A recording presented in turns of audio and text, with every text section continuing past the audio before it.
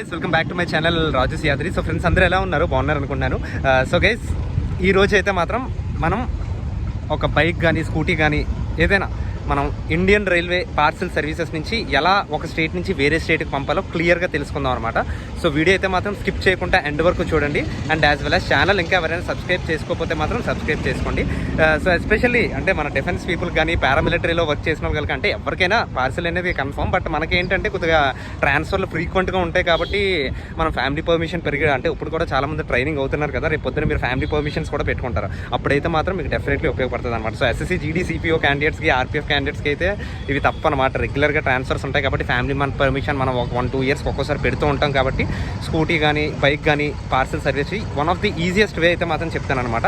So స్టేషన్కి వచ్చిన తర్వాత ఏజెంట్స్ అయితే మాత్రం చాలామంది ఉంటారండి. మీరు ఏ ఏజెంట్స్ని ఏం నమ్మవసరం లేదు, అందరూ ఎడ్యుకేటెడే కాబట్టి డైరెక్ట్గా ఆర్పీఎఫ్ అక్కడ ఉంటారు, ఆర్పీఎఫ్ని అడిగినా పర్లేదు, లేదా అక్కడ ఆఫీస్లో డైరెక్ట్గా వెళ్ళి ఇన్ఫర్మేషన్ కనుక్కోండి. అందుకనే కానీ మీరు డైరెక్ట్గా ఏజెంట్ దగ్గరికి వెళ్ళి నా బండి ఇలా జమ్మూ అండ్ కాశ్మీర్ పంపించాలి, బీహార్ పంపించాలి అన్నానంటే అలా 1500-1000 రూపీస్ ఎక్స్ట్రా తీసుకుంటారా. అలా ఏమంటారంటే సేమ్ డే పంపించేస్తాం, ఇదే పంపించేస్తాను. సో అంత ఈజీ కాదు. ఏంటంటే ఆ ట్రైన్లో వెళ్ళాలంటే మనకి ఖాళీ ఉండదు అనమాట, అంత ఈజీగా మనకేం పార్సిల్ వెళ్ళిపోదు.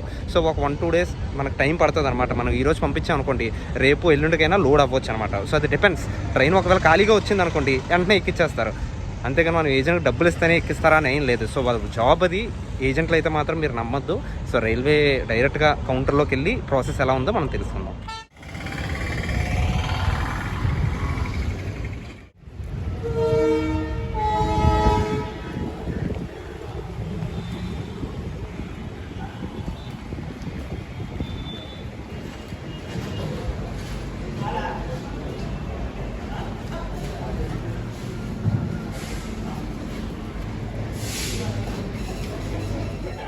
ఈ వెస్ట్ బెంగాల్, అస్సాం అంటే లాంగ్ కదండి. అట్నుంచి ఏంటంటే ట్రైన్స్ చాలా తక్కువ ఉంటాయి అనమాట. మరి విశాఖపట్నం రైల్వే స్టేషన్లో లాస్ట్ ఇయర్ కూడా పంపించాను.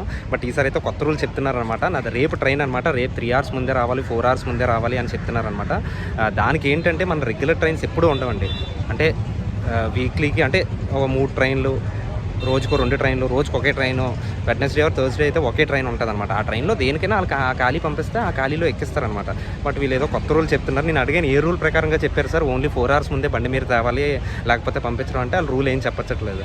ఆ బల్లి వెళ్ళవు సార్ అది ఇది అని అంటున్నారు అనమాట. అంటే ఇక్కడ ఏజెంట్లు చాలామంది ఉంటారనమాట. అదే పాయింట్ తీసుకొని ఏజెంట్లు కూడా మన దగ్గరికి వచ్చి అప్రోచ్ అవుతారనమాట. అక్కడ బండి పంపించడం కష్టం అన్నా, మీ దగ్గర నుండి పంపిస్తాం అన్నా, మాకు 2000 ఇవ్వండి, 3000 ఇవ్వండి అని. సో మీరే పంపించుకోవచ్చండి, జాగ్రత్తగా డీల్ చేసుకోండి. సో నేను అన్నాను నాకు ఫామ్ ఇమ్మని, ఫామ్ కూడా ఇవ్వట్లేదు అనమాట వాళ్ళు. సో వెయిట్ చేస్తాను, 3 o'clock రమ్మన్నారు. లెట్స్ సీ, 3 o'clock అయితే సెట్ చేస్తానన్నారు. సో ఆఫీసర్ 3 o'clock కలిసి ఆ ఫామ్ ఎలా నింపాలి అవన్నీ కూడా చెప్పి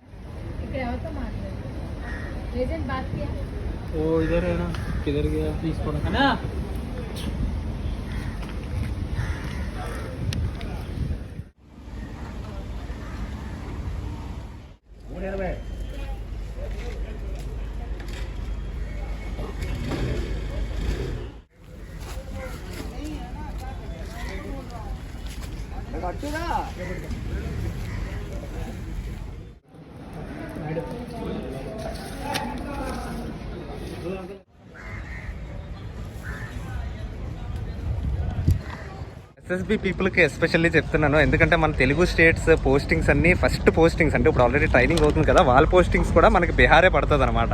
సో బీహార్, వెస్ట్ బెంగాల్ ఈ జోన్స్లోనే పడతాయి. సో ఎవరైతే ఇమీడియట్గా ఫ్యామిలీ పర్మిషన్ పెట్టుకుంటున్నారో ఈ కష్టాలు అయితే మాత్రం డెఫినెట్లీ పడాలన్నమాట. అంటే వెయిట్ చేయాలి. నేను ఎప్పుడు 11:30, 11:45 వచ్చాను. ఇప్పటికి బిల్లింగ్ కౌంటర్లోనే బిల్లింగ్ అయిందనమాట. అంటే మీరు ఏజెంట్ ద్వారాగా వెళ్ళొచ్చు, బట్ నేను డైరెక్ట్గానే ఎప్పుడు వెళ్తాను అనమాట. ఏజెంట్కి ఎప్పుడు ఎక్స్ట్రా మనీ ఇవ్వడం కానీ అంటే వాళ్ళే చూసుకుంటారనమాట. వాళ్ళకి ఇచ్చేసినా పర్లేదు, మీ దగ్గర టైం ఉందంటే. నా దగ్గర టైం ఉంది కాబట్టి నేను ఎవ్వరికి ఇవ్వలేదు. టైం లేకపోతే మాత్రం వాళ్ళ ద్వారా కూడా మీరు వెళ్ళొచ్చు అనమాట.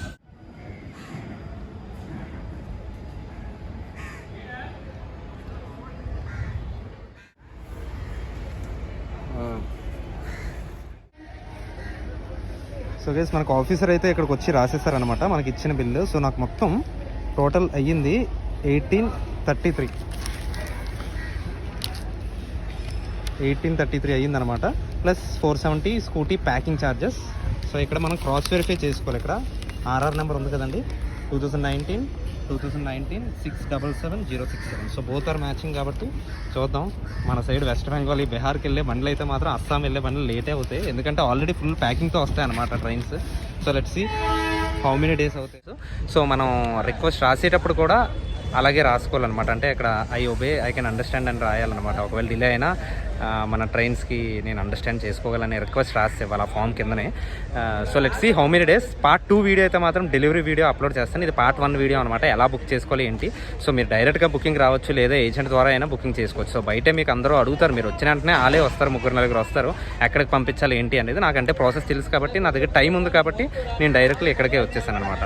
గైస్, మనం ట్రైన్ నుంచి లగేజ్ కింద కూడా పంపించవచ్చు, పార్సెల్ కింద కూడా పంపించవచ్చు అనమాట. అంటే మనం సేమ్ ట్రైన్లోనే మనం ఒకవేళ పంపించాలనుకోండి అలా కూడా పంపించవచ్చు అనమాట. బట్ ఏంటంటే ఈ దూరం ఎప్పుడైతే వెళ్తున్నామో మనం, అంటే ఈ వెస్ట్ బెంగాల్, బీహార్, ఈ నార్త్ ఈస్ట్ స్టేట్స్ ఎప్పుడైతే వెళ్తున్నామో ఆ ట్రైన్లు ఎక్కడెక్కడి నుంచి వస్తాయి, బెంగళూరు నుంచి వస్తాయి, కొన్ని చెన్నై నుంచి వస్తాయి అనమాట. సో అక్కడి నుంచే మనకి ఫుల్ ప్యాక్ అయిపోయి వస్తాయి అనమాట. సో మనం బెటర్గా వెళ్ళి ఇవ్వడం అయితే మాత్రం బెస్ట్ అనమాట. ప్లస్ ఇంకోటి ఏంటంటే, మనం డెలివరీ ఆన్ టైం తీసుకోకపోతే మాత్రం హెవీ ఛార్జెస్ అయితే మాత్రం, అంటే per hour 11 rupees extra charge అయితే మాత్రం పడిపోతుంది అనమాట. 6 hours ఫ్రీగా ఉంటుంది. 6 hours తర్వాత మనం ఎన్ని అవర్స్ లేట్కి వెళ్ళామో అన్ని 11 రూపీస్ ఎంతో చేంజ్. లాస్ట్ టైం అయితే నేను 2000 రూపీస్ ఆల్మోస్ట్ ఫైనే కట్టాను అనమాట. సో అక్కడి నుంచి న్యూ జల్పైగూర్ నుంచి విశాఖపట్నం లక్కీగా, అంటే అటు నుంచి ట్రైన్ ఖాళీ వస్తాయి కదా, అవి బేగా వచ్చేసింది. బట్ ఇక్కడ నుంచి వెళ్ళేటప్పుడు 1 week టైం పట్టింది కదా అని చెప్పి నేను అక్కడ కూడా ఏం చేసాను, 3 days ముందే వెళ్ళి నేను సర్వీస్ పంపించేసాను అనమాట. నేను రాకముందే బండి ఇక్కడికి వచ్చేసింది. సో ఆల్మోస్ట్ 2000 రూపీస్ నేను ఛార్జెసే పే చేశాను అనమాట. సో మీరు హైదరాబాదు, విజయవాడ ఇవన్నీ అయితే 1 day ప్రాసెస్లోనే వెళ్ళిపోతాయండి. మ్యాక్సిమం సేమ్ ట్రైన్కి కూడా వేసుకోవచ్చు అనమాట. సో ఎంత డిలే అయినా 1 day 2 day డిలే అవుతుంది అంతే. కానీ ఈ నార్త్ ఈస్ట్ స్టేట్స్, ఈ నార్దర్న్ స్టేట్స్కి పంపించేటప్పుడు మాత్రం మీరు ముందే ఫిక్స్ అయిపోయి ఉండండి. 1 week to 10 days కూడా ఒక్కోసారి పట్టవచ్చు అనమాట. లేకుంటే 1 day కూడా వచ్చేస్తుంది అనమాట. So these are the main things. మీరు అదే ట్రైన్కి పంపించాలనుకుంటే ఖాళీ ఉండొచ్చు, ఉండకపోవచ్చు. సో లాంగ్ జర్నీస్ పెట్టినప్పుడు మీరు ముందు పంపించుకోవడం నన్ను అడిగితే సేఫ్ అనమాట. ఛార్జెస్ అంటారా, నాకైతే 1800 ఆడ్ అయింది. ప్లస్ అదొక 500 వేసుకున్నా మనకు ఆల్మోస్ట్ ఒక 2300 to 400 అయిందనమాట బండి పంపించడానికి. సో మీరు డిస్టెన్స్ బట్టే ఛార్జెస్ అయితే ఉంటాయండి. ఓకే, ఈ వీడియోకి అయితే అంతే ఫ్రెండ్స్. మళ్ళీ నెక్స్ట్ వీడియో కలుద్దాం. Until then take care, be safe, bye, జై.